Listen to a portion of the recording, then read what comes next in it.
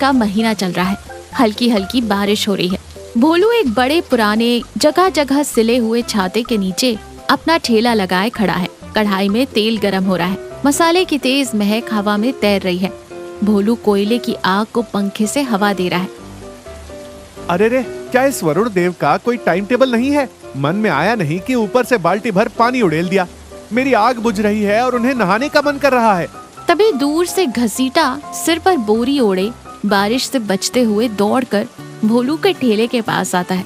वो जोर जोर से सांसें ले रहा है, लेकिन उसकी नजर सिर्फ कढ़ाई पर है। हा, भोलू मेरे भाई, क्या महक है। सच कह रहा हूँ, तुम्हारी कढ़ाई से जो महक आ रही है ना, मुर्दे को भी भूख लगा दे। मुर्दे का तो पता नहीं घसीटा भाई, लेकिन तुम्हारे जैसे मुफ्त खोरों को तो 7 कोस दूर से भी खींच लाती है। बोलो क्या चाहिए? लेकिन पहले ही बता दूं, आज उधार का खाता बारिश में भीगकर पिघल गया है। अरे भोलू, तुम भी ना हमेशा पैसों के बारे में ही बात करते हो। मैं तो बस बारिश से बचने के लिए आया हूँ। वैसे एक छोटा बटेर का टुकड़ा दे दो ना, कल सुबह ही पैसे तुम्हारे घर लाकर दे दूंगा, पक्का। हाँ, कल सूरज पश्चिम से उगेगा। पिछली बार भी तुमने गाय के बछड़ा देने पर दूध बेचकर पैसे देने को कहा था। गाय ने बछड़ा दे दिया, लेकिन तुम्हारा दूध अभी तक नहीं बिका।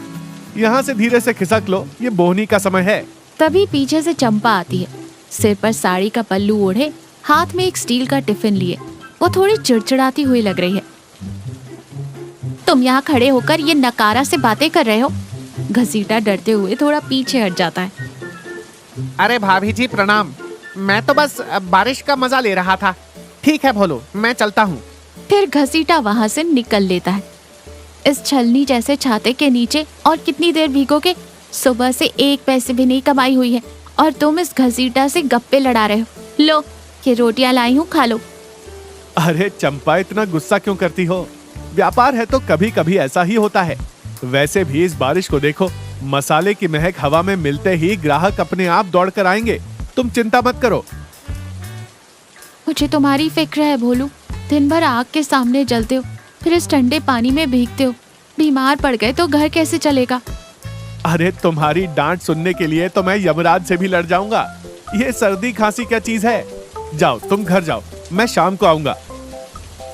चंपा मुंह फेरती है, लेकिन हंसते हुए वहां से चली जाती है। भोलू फिर से अपने काम में लग जाता है। रात का समय, बारिश मूसलाधार हो जाती है। बादल गरज रहे हैं, पूरी सड़क सुनसान है।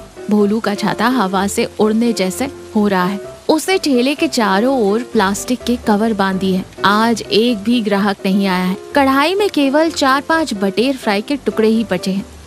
आज तो लग रहा है सब घर में ही दुबक कर सो गए हैं। चंपा ने सही कहा था, बेकार में कोयले जलाए। तभी ठेले के पीछे झाड़ियों में कुछ हलचल होती है। सर सर की आवाज आती है। भोलू डर जाता है और पास ही पड़ी एक मोटी लकड़ी उठा लेता है। कौन है? कौन है वहाँ? देखो, मेरे पास बहुत बड़ी लकड़ी है। मैं कोई डरपोक नहीं हूँ, सामने आओ। तभी झाड़ियों के अंदर से घसीटा बाहर आता है। उसके कपड़ों पर बहुत कीचड़ लगा है। देखने में बहुत दयनीय लग रहा है। अरे मारना मत भाई, मैं ही हूँ तुम्हारा घसीटा। तुम झाड़ियों में क्या कर रहे हो बे? सुअर की तरह कीचड़ में लौट रहे हो क्या? अरे भोलू भाई, क्या बताऊं, उधर नाले के पास एक भूत मेरे पीछे पड़ गया। सफेद साड़ी, उल्टे पैर। मैं जान हथेली पर रखकर भाग कर आया हूँ। भाई बहुत घबराहट हो रही है, दिल धक धक कर रहा है। थोड़ा वो बटेर का टुकड़ा दे दो, प्रोटीन मिलेगा तो शरीर में थोड़ी जान आ जाएगी। भूत? अरे घसीटा, भूत तुम्हारे पास आ भी जाए तो उधार मांगकर ही भाग जाएगा। प्रोटीन का नाम लेकर तुम मुझे उल्लू बनाने की कोशिश कर रहे हो। जा यहाँ से, आज वैसे ही बोहनी नहीं हुई है। मेरा दिमाग मत खा। तुम बहुत कठोर हो भोलू, एक दिन तुम्हारा यही कंजूसपन तुम्हें डुबो देगा। मैं जा रहा हूँ, भूख से मर भी जाऊं तो भी तुम्हारे पास से कुछ नहीं मांगूंगा। फिर बड़बड़ाते हुए चला जाता है। भोलू अपना ठेला समेटना शुरू करता है। आज भी कोई कमाई न होने के कारण वो दुखी है। उसी रात भोलू घर पहुंचता है। चंपा लालटेन जलाए बैठी है। भोलू चुपचाप बर्तन को एक कोने में रख देता है। आज भी कुछ नहीं बिका ना? बारिश बहुत तेज थी चंपा, कोई घर से बाहर ही नहीं निकला। कोई बात नहीं, कल बिक जाएगा। मैंने मूंग की दाल और चावल बनाए हैं। आओ, हाथ धो लो, साथ में खाते हैं। ये मुश्किल समय भी बीत जाएगा। तुम हो ना, मुझे लगता है मैं कोई भी मुश्किल सह सकता हूँ। तीसरे दिन बारिश बाढ़ जैसी हो गई है। जहाँ देखो पानी भरा है। भोलू ठेला लगाए खड़ा है। आज भोलू के पास बेचने के लिए केवल 2 बटेर के टुकड़े ही बचे हैं। बाढ़ का पानी बढ़ने से पहले उसे घर जाना है। अब यहाँ रहना बेकार है, वैसे भी कोई नहीं आएगा। तभी सड़क के किनारे बरगद के पेड़ के नीचे सिकुड़ कर बैठे कक्का पर भोलू की नजर पड़ती है। कक्का गांव के सबसे उम्र दराज है। उनके कपड़े पूरी तरह भीग चुके हैं। वो ठंड से कांप रहे हैं। भोलू ठेला छोड़कर दौड़ते हुए कक्का के पास जाता है।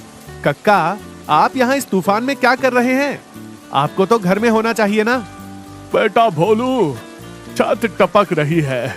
साहूकार की दुकान से तारपोलिन लेने आया था, लेकिन पानी इतना बढ़ गया कि घर नहीं जा पाया। सुबह से यहीं फंस गया हूँ। अब ठंड से हाथ पैर सुन्न पड़ गए हैं बेटा। पेट में भी चूहे दौड़ रहे हैं। कक्का की हालत देखकर भोलू का दिल पसीज जाता है। कक्का के चेहरे पर बेबसी और भूख साफ दिखाई दे रही है। अरे कक्का, उठिए, मैं हूँ ना। भोलू दौड़कर अपने ठेले के पास जाता है। उसके बर्तन में आखिरी 2 बटेर के टुकड़े बचे हैं। उसने सोचा था कि उन्हें बेचकर कम से कम चंपा के लिए सब्जियां तो ले जाएगा। अगर ये भी दे दूंगा तो आज भी घर खाली हाथ ही जाना पड़ेगा। चंपा क्या सोचेगी? लेकिन कक्का की दयनीय स्थिति देखकर भोलू का मन पिघल जाता है। वो तुरंत उन 2 टुकड़ों को आग में गर्म कर एक पत्तल में निकालकर कक्का के पास लाता है। कक्का, लीजिए, गर्मा गर्म है, इन्हें खाइए, आपके शरीर में थोड़ी गर्मी आएगी। कक्का कांपते हाथों से पत्तल लेते हैं। लेकिन बेटा, इसके लिए पैसे, मेरे पास तो फूटी कौड़ी भी नहीं है। अरे कक्का, पैसों के बारे में मुझसे बात करेंगे? बचपन में मैं आपके कंधों पर बैठकर पूरे गांव में घुमा हूँ। आप पहले ये खाइए। फिर धीरे धीरे कक्का खाते हैं। गरम मसाले और उस मांस से उनके शरीर की कपकपी थोड़ी कम हो जाती है। उनके चेहरे पर दिखने वाली उस संतुष्टि को देखकर भोलू की थकान, कमाई ना होने का दुख सब गायब हो जाता है। खाने के बाद कक्का भोलू के सिर पर हाथ रखते हैं। बेटा भोलू, आज तुमने मेरी जान बचाई है। इंसान का पेट बहुत छोटा होता है बेटा, लेकिन तुम्हारा दिल बहुत बड़ा ही रखना। भूखे को अपना निवाला देने वाले का भंडार ऊपर वाला कभी खाली नहीं रखता। तुम्हारी यही दया, रहमदिली ही तुम्हारी असली दौलत है। भोलू की आंखों में भी पानी आ जाता है। वो कक्का को सहारा देकर खड़ा करता है और धीरे धीरे पानी में गिरने से बचते हुए उन्हें उनके घर छोड़ देता है। बारिश रुक गई है। हल्की हल्की धूप खिली है। भोलू घर के चबूतरे पर बैठा है। चंपा चाय बना रही है। रात को भोलू खाली हाथ लौटा था। उसे चंपा को कक्का की सारी बात बता दी थी।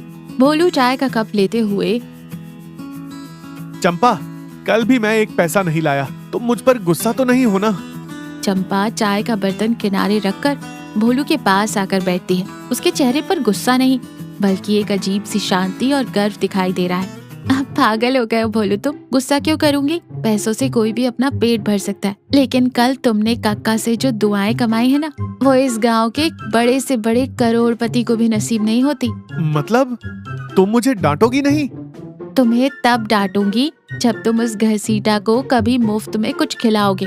कक्का की बात अलग है। मुझे तुम पर बहुत गर्व है भोलू। तुम सच में बहुत अमीर हो। तभी बाहर से घसीटा की आवाज सुनाई देती है।